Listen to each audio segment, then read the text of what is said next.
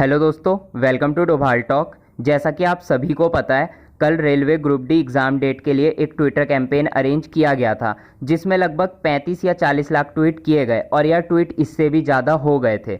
और ये अब तक का सबसे बड़ा ट्विटर कैंपेन था, क्योंकि इससे पहले जितने भी ट्विटर कैंपेन हुए उनमें maximum to maximum 2 million tweet किए गए, लेकिन इस बार तो आप लोगों ने एकदम तबाही मचा दी, 40 लाख से भी ज़्यादा ट्वीट कर दिए। अब यार हम सभी के मन में 2-3 सवाल आ रहे हैं कि इतना बड़ा ट्विटर कैंपेन करने के बाद क्या कोई फ़ायदा मिलेगा?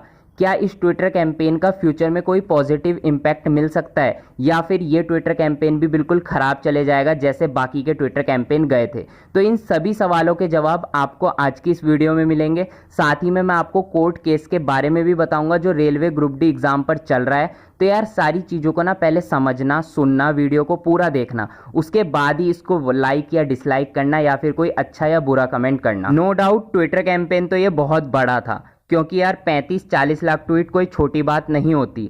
और इतना बड़ा ट्विटर कैंपेन इसीलिए अरेंज हो पाया क्योंकि आपके जो बड़े बड़े टीचर्स हैं वो आप लोगों के साथ थे, जैसे कि एग्जामपुर वाले विवेक सर, नवीन सर हो गए, एसके झा सर हो गए, और भी टीचर्स साथ थे। सबका नाम लेना पॉसिबल नहीं है, तो अगर आपके किसी फेवरेट टीचर का नाम छूट गया हो तो उसके लिए सॉरी।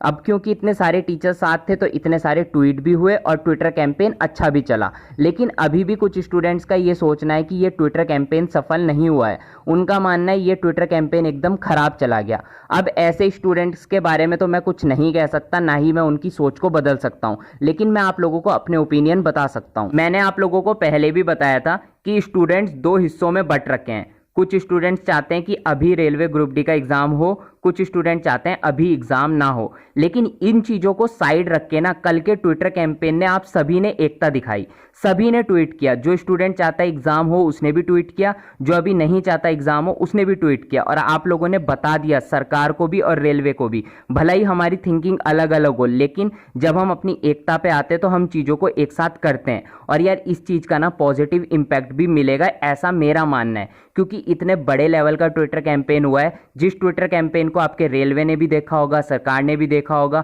बाहर अलग अलग देशों के लोगों ने भी देखा होगा, और इस तरीके का ट्विटर कैंपेन बार बार चलना, और आप लोगों को ये खबर भी मिली होगी कि न्यूज़पेपर में भी आया है कि ऐसा एक ट्विटर कैंपेन अरेंज हुआ था। तो जो चीज़ें आप हाईलाइट कराना चाहते थे वो काफ़ी हद तक हाईलाइट हुई है, और चीज़ें हाईलाइट हुई है तो इसका पॉजिटिव इम्पैक्ट भी मिलेगा। लेकिन इसका पॉजिटिव इम्पैक्ट कब मिलेगा ये नहीं कहा जा सकता, क्योंकि कल जब ट्विटर कैंपेन चल रहा था तो जितने भी बड़े बड़े टीचर्स हैं या जितने भी यूट्यूबर्स हैं, सब यही सोच रहे थे कि कैंपेन अच्छा चल रहा है, आज शाम तक हमें कोई ना कोई नोटिस रेलवे की तरफ से मिल जाएगा। लेकिन अच्छी खबर आने की जगह एक बुरी खबर आ गई, जिसमें पता चला कि जितने भी रिजेक्टेड कैंडिडेट हैं रेलवे ग्रुप डी एग्जाम के, उन्होंने एक कोर्ट केस कर दिया है। अब जैसे ही मैंने ये अपडेट दी थी तो कुछ स्टूडेंट्स को तो मेरी बात समझ आई, पर कुछ स्टूडेंट्स को ऐसा लग रहा था कि मैं झूठ बोल रहा हूँ, कोई भी कोर्ट केस नहीं हुआ है, मैं बस फेक न्यूज़ फैला रहा हूँ। तो यार मैं सबको बता देता हूँ, ऐसा कुछ भी नहीं है। मैंने उस कोर्ट केस का स्क्रीनशॉट अपनी कम्युनिटी पोस्ट में डाला था, आप वहाँ से कोर्ट केस नंबर चेक कर सकते हो और वेबसाइट पर जाके चेक कर सकते हो, आपको पता चल जाएगा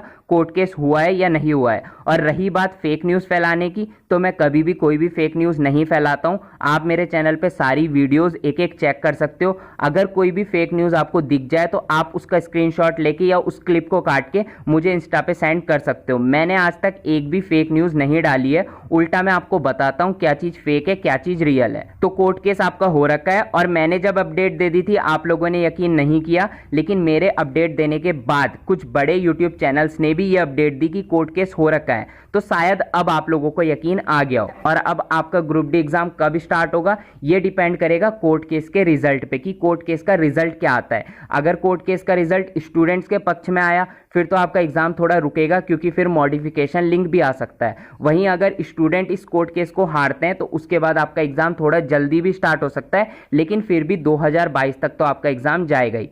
तब तक आप पढ़ते रहो, मेहनत करते रहो, डिमोटिवेट मत होना। मिलते हैं अपनी नेक्स्ट वीडियो में, बाय।